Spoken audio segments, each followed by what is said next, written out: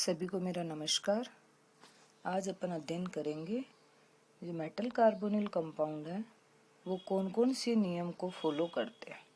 Metal carbonyl में लगने वाले नियम, फर्स्ट है इफेक्टिव एटॉमिक नंबर और सेकंड है 18 इलेक्ट्रॉन रूल। तो पहला इफेक्टिव एटॉमिक नंबर रूल या इसको शॉर्ट में EAN नियम भी कहा जाता है। तो ट्रांजिशन मेटल कॉम्प्लेक्सेज हैं, तो जो मेटल कॉम्प्लेक्स बना है वो स्टेबल है या नहीं, इसके लिए ज़रूरी है कि वह इफेक्टिव एटॉमिक नंबर रूल का पालन करे। और इफेक्टिव यानी प्रभावी, एटॉमिक परमाणु जो क्रमांक यानी इनके परमाणु क्रमांक है वो प्रभावी होने चाहिए। इसका मतलब ये हुआ कि जब कोई मेटल कार्बोनिल कंपाउंड बना है तो उस मेटल में उपस्थित इलेक्ट्रॉन, जब मेटल जिस ऑक्सीडेशन स्टेट में है, जैसे अपन निकिल को लेके चले, निकिल में 28 इलेक्ट्रॉन होते हैं, लेकिन जब ये +2 में है तो कितने इलेक्ट्रॉन काउंट करेंगे? 26 इलेक्ट्रॉन काउंट करेंगे। तो जो भी ट्रांजिशनल मेटल एटम है उसके खुद के इलेक्ट्रॉन और यानी कौन सी इलेक्ट्रॉनिक स्टेट में है, उसका इलेक्ट्रॉनिक कॉन्फ़िगरेशन क्या है, तो उसमें टोटल नंबर ऑफ इलेक्ट्रॉन और प्लस लिगेंड के द्वारा दिए गए इलेक्ट्रॉन की संख्या। अब जब भी कोऑर्डिनेट बॉन्ड बनता है तो एक लिगेंड है वो 2 इलेक्ट्रॉन देता है, तो जितने लिगेंड है उससे क्या कर देंगे? मल्टीप्लाई कर देंगे 2 से।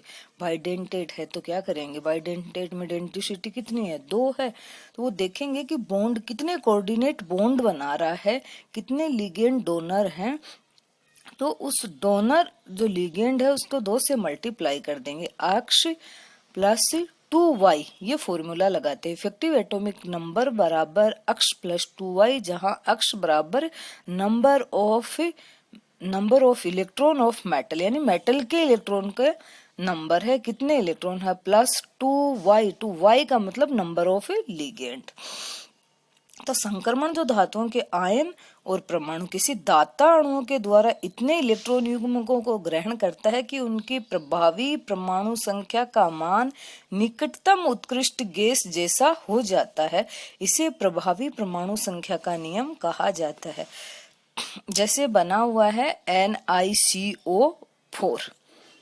अब NiCO4 में निकिल में देखो, निकिल और NiCO4 में निकिल की ऑक्सीडेशन स्टेट 0 है, तो निकिल के अंदर कितने इलेक्ट्रॉन हो गए? 28 प्लस CO4 कार्बोनिल लिगेंड कितने हैं? 4। एक कितने इलेक्ट्रॉन देता है? 2। तो 4 ने कितने दिए? 8। 28 प्लस 8 बराबर 36। ये निकिल जिस पीरियड में आ रहा है, जिस आवर्त में आ रहा है, उस आवर्त वाली उत्कृष्ट गैस के बराबर क्या हो गया? इसका इलेक्ट्रॉनिक विन्यास हो गया। संक्रमण धातु परमाणु में घेरे में कुल कितने इलेक्ट्रॉनों का आवेश घनत्व है, यह संख्या उसकी प्रभावी परमाणु संख्या कहलाती है। धातु कार्बोनिल बनने में एक कार्बोनिल अणु इलेक्ट्रॉन का एक युग्म केंद्रीय धातु परमाणु को देकर एक उपसहसंयोजी बंध बनाता है, और एक केंद्रीय धातु परमाणु है वो कार्बोनिल अणुओं द्वारा इतने इलेक्ट्रॉन युग्मों को ग्रहण करता है कि उसकी प्रभावी परमाणु संख्या उसके निकटतम उत्कृष्ट गैस के बराबर हो जाती है। जैसे एग्जाम्पल NiCO4, निकल के अंदर कितने हो गए? 28, कार्बोनिल के द्वारा दिए गए इलेक्ट्रॉन 8, 28 प्लस 8 बराबर 36, और ये 36 क्रिप्टोन का इलेक्ट्रॉनिक विन्यास है। FeCO5 आयरन 26, कार्बोनिल के अंदर क्या होता है? जनरली मेटल कौन सी ऑक्सीडेशन स्टेट में होता है? 0 ऑक्सीडेशन स्टेट में ही रहता है। तो जितने मेटल के इलेक्ट्रॉन है उसमें लिगेंड के द्वारा दिए गए इलेक्ट्रॉन को जोड़ना है, और टोटल जो इलेक्ट्रॉन है वो उस मेटल, जो मेटल सेंट्रल मेटल एटम है जिस पीरियड का है, उस पीरियड के अंत में आने वाली उत्कृष्ट गैस के इलेक्ट्रॉन के बराबर अगर इलेक्ट्रॉन हो गए तो वो इफेक्टिव एटॉमिक नंबर रूल को फॉलो करता है। बहुनाभिकीय धातु कार्बोनिलों में प्रति धातु परमाणु इफेक्टिव एटॉमिक नंबर का परिकलन कैसे करते हैं? जैसे Fe2CO9 है तो एक Fe के 26 है और CO9।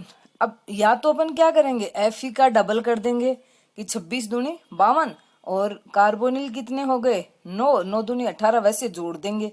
या फिर क्या करेंगे कि एक Fe का ले लिया तो CO हैं उनको क्या कर देंगे, दोनों को आधा कर रहे हैं, Fe को ही आधा कर दिया तो 1 मान लिया और CO को 9/2 कर दिया, फिर इनको जोड़ दिया। दूसरा क्या है, इनकी स्ट्रक्चर देखते हैं कि यहाँ एक Fe बॉन्ड भी बना हुआ होता है, तो Fe बंध के कारण भी क्या होता है, एक एक इलेक्ट्रॉन की इसमें क्या हो जाती है, वृद्धि हो जाती है। इसी प्रकार प्रभावी नाभिकीय आवेश या प्रभावी परमाणुक संख्या के आधार पर यह तय होता है कि केंद्रीय धातु परमाणु कितने कार्बोनिल अणुओं के साथ उपसहसंयोजी बंध बनाएगा। यानी अपन इफेक्टिव एटॉमिक नंबर से ये पता लगा सकते हैं कि ये सेंट्रल मेटल एटम कितने कार्बोनिल से जुड़ेगा। जैसे निकल के पास 28 है तो अपने को पता है कि इसको 8 इलेक्ट्रॉन और चाहिए, कितने के लिए, 36 के लिए। अब 8 इलेक्ट्रॉन कितने लिगेंड देंगे, 4 लिगेंड, तो कितने कार्बोनिल से जुड़ेगा, 4 से जुड़ेगा। अब ये कि इफेक्टिव एटॉमिक नंबर है वो इवन जो नंबर है, जिस मेटल सेंट्रल मेटल एटम के एटॉमिक नंबर इवन है उसी में इफेक्टिव एटॉमिक नंबर रूल क्या होता है, फॉलो होता है। कार्बोनिल का एक अणु इलेक्ट्रॉनों का एक युग्म देता है।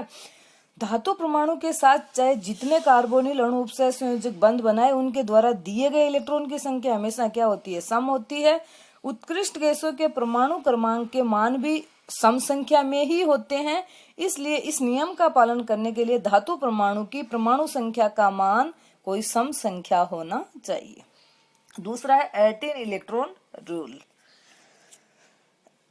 इस नियम के अनुसार कार्बोनिल बनाते समय संक्रमण धातु आयन कार्बोनिल अणुओं द्वारा इतने इलेक्ट्रॉनों को ग्रहण करता है कि उनके बाह्यतम संयोजकता कोष में कुल इलेक्ट्रॉन की संख्या क्या हो जाती है, 18।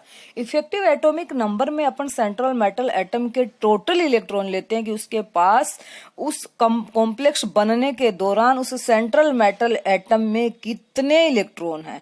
कार्बोनिल है तो ऑक्सीडेशन स्टेट 0 है, उस कंडीशन में जितने इलेक्ट्रॉन है वो टोटल आ जाते हैं। और जब अगर कॉम्प्लेक्स कंपाउंड बनता है और ऑक्सीडेशन स्टेट +2 +1 +3 होती है तो उतने इलेक्ट्रॉन क्या कर देते हो, यानी उस ऑक्सीडेशन स्टेट में कितने इलेक्ट्रॉन है उस मेटल के पास, प्लस लिगेंड के द्वारा दिए गए इलेक्ट्रॉन। जबकि 18 इलेक्ट्रॉन रूल में कौन से इलेक्ट्रॉन लेते हैं, वैलेंस सेल के इलेक्ट्रॉन ही लेते हैं, टोटल इलेक्ट्रॉन को नहीं लेते हैं। तो वैलेंस सेल N(n-1d) के जो इलेक्ट्रॉन है वो लेंगे और लिगेंड के द्वारा दिए गए इलेक्ट्रॉन दोनों का योग क्या होना चाहिए, 18 होना चाहिए।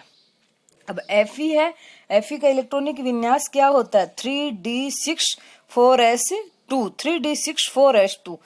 अंदर वाले सारे के सारे क्या हैं, आंतरिक इलेक्ट्रॉन। संयोजकता कोष में क्या है, 3d6 4s2, तो ये कितने हो गए, 8, और 5 लिगेंड कार्बोनिल उसके द्वारा दिए गए कितने हो गए, 10, 10 और 8 18।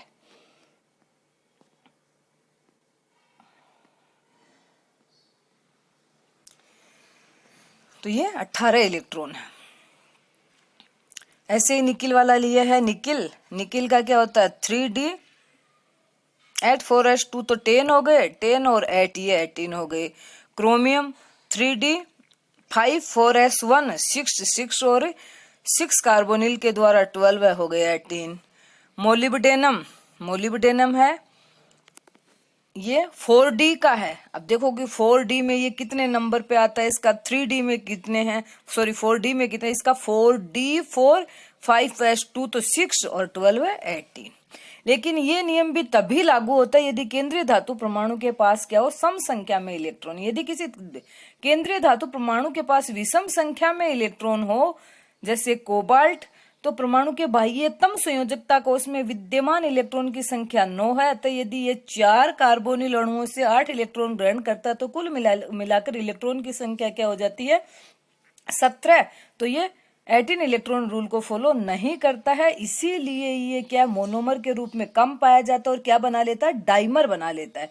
फिर एक इलेक्ट्रॉन इसका और एक इलेक्ट्रॉन दूसरे का जुड़ जाते हैं, सम संख्या में हो जाते हैं। ये मोनोमर के रूप में क्या रहता है, डाइमर के रूप ना रह करके डाइमर के रूप में पाया जाता है, जिसमें 2 कोबाल्ट परमाणु आपस में जुड़कर एक दूसरे की कमी को क्या कर देते हैं, दूर कर देते हैं।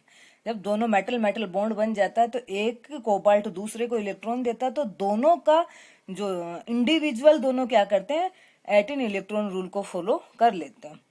फिर भी इसके अपवाद भी होते हैं। वैनेडियम, इसके अपवाद स्वरूप वैनेडियम जो है उसके कार्बोनिल कंपाउंड ये ना तो इफेक्टिव एटॉमिक नंबर रूल को फॉलो करते हैं ना 18 इलेक्ट्रॉन रूल को फॉलो करते हैं, फिर भी क्या होते हैं, स्थायी होते हैं। Thank you.